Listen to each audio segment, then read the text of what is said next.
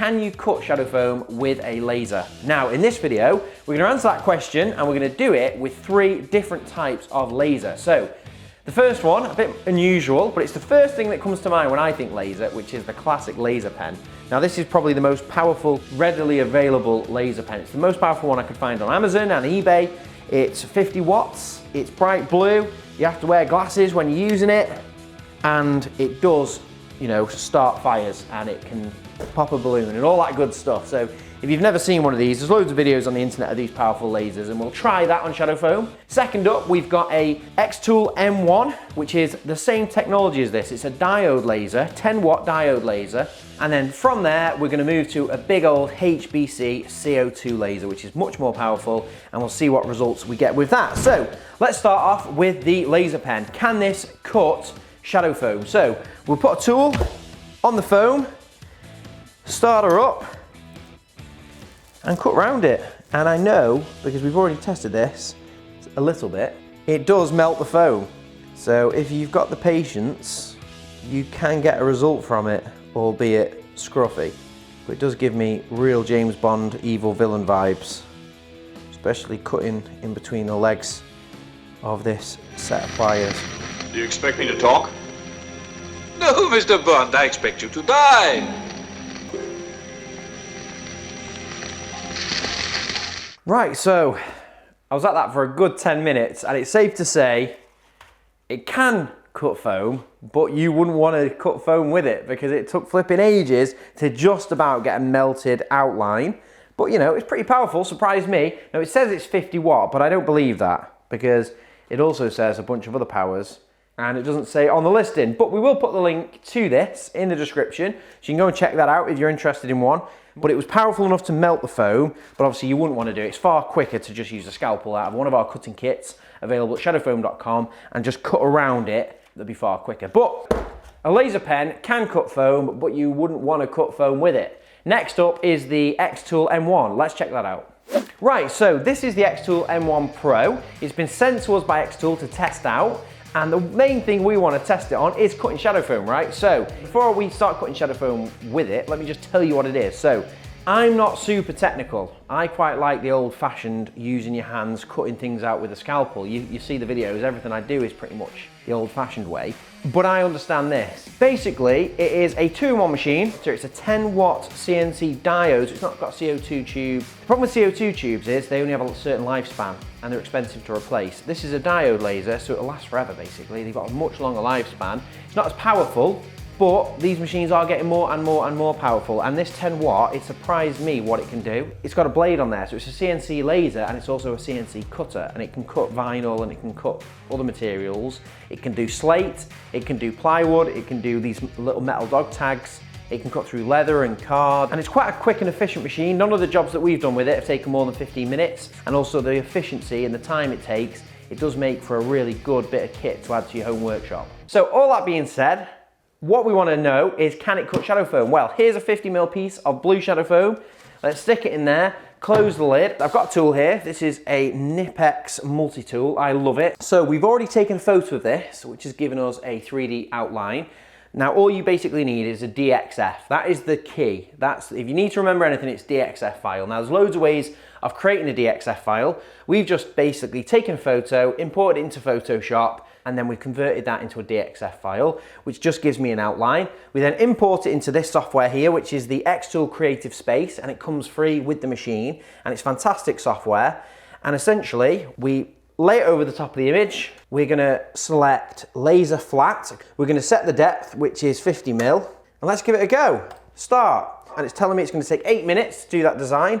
So yeah, let's see what it looks like.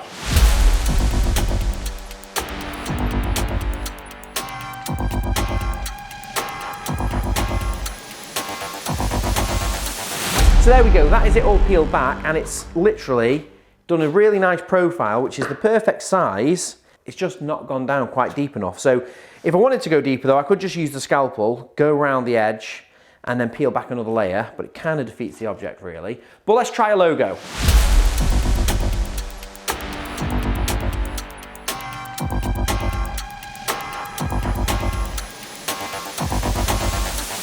Right, so we've done that, and that is a great result. I'm really pleased with it. It's 5mm, it goes through the top layer, and that's what you're looking for. That way you get that contrast. It's got really great detail around these letters, and I think we could probably use this for some really complicated logos.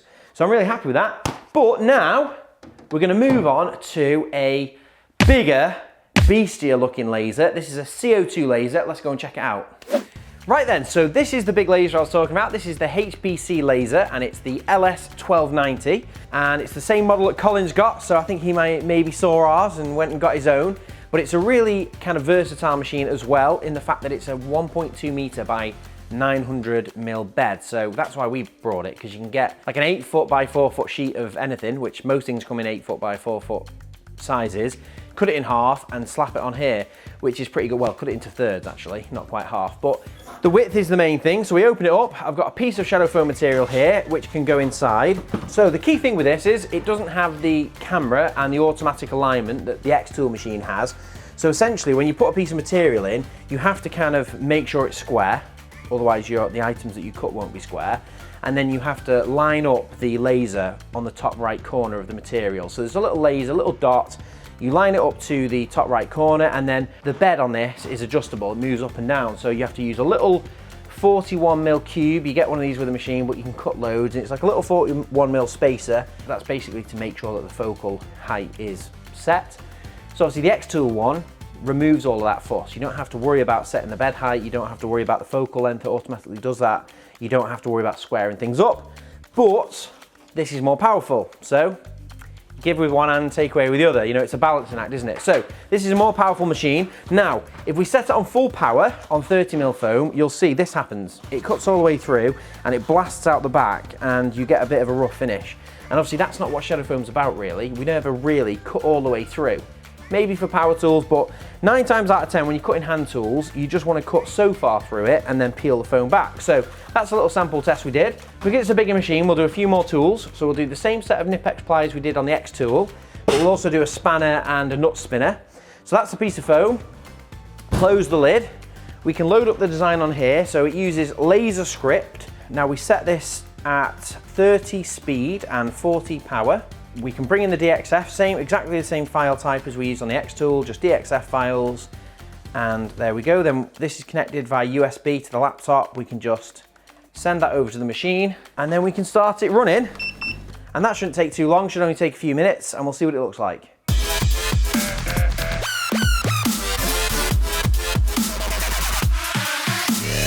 Right, so the finish on that looks pretty good. We'll just peel that out.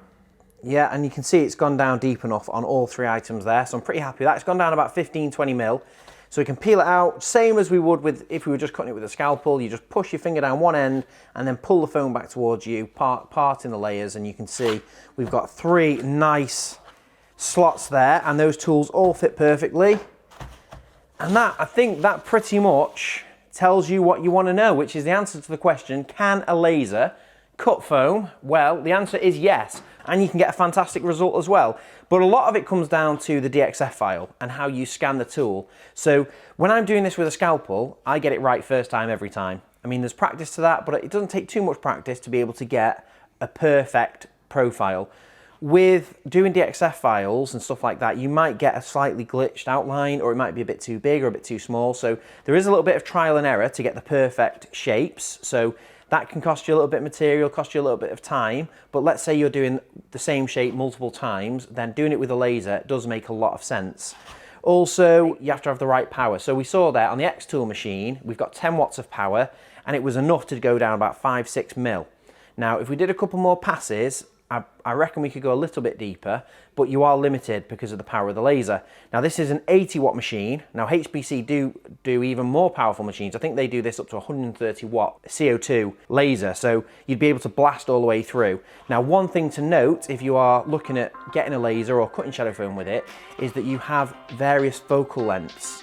Now with the diode laser, it's a focal length that you can't change basically. It's set by the diode and it's set by the machine. You can't play around with that. Or at least, I don't think it's recommended, and I don't know how you do it. Maybe the technical ones out there will know different. Let me know in the comments if you can. With this though, with HPC, it's quite simple. You get a little spanner and you can unscrew the cap on the laser, and you can buy different focal length lenses. So with this one, we did try a different lens to give us, rather than having a 41mm gap, we had a 70mm gap. And essentially the cone of light that comes out of the laser, when you buy it, it's set at a certain point. So the most power is at that 41mm depth, and obviously that gives you the most power on the surface. But if you get different focal lengths, you can have a longer cone and you have a wider section of power. So there are other levels to this.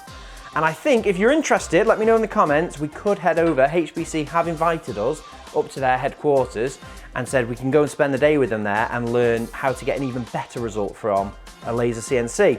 But hopefully this is enough information to show you that it is possible.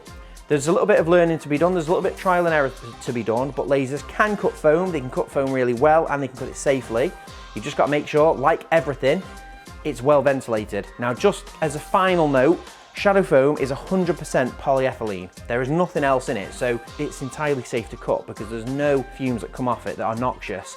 But that being said, it will create a smell and it will create fumes, which you don't want in your house or in your workshop or your garage. So make sure your machine is well ventilated. Ours here has a 150mm pipe that goes to the extractor, which goes straight out the wall. But if you're using lasers and you know anything about these things, all of that is pretty self-explanatory. It's all pretty obvious. Anyway, so hopefully you enjoyed this video and you learned something, and maybe it's going to help you decide if you want to buy some shadow foam to use on your laser, or maybe even get a laser. So let us know in the comments if there's anything you think we've missed or you'd like us to add, because we can always revisit this video, and especially if we end up going to HPC and getting some expert advice on this, we can definitely answer some more questions there. So thanks very much for watching. Make sure you subscribe to the channel, click the bell icon so you don't miss any of our future videos, and we'll see you in the next one.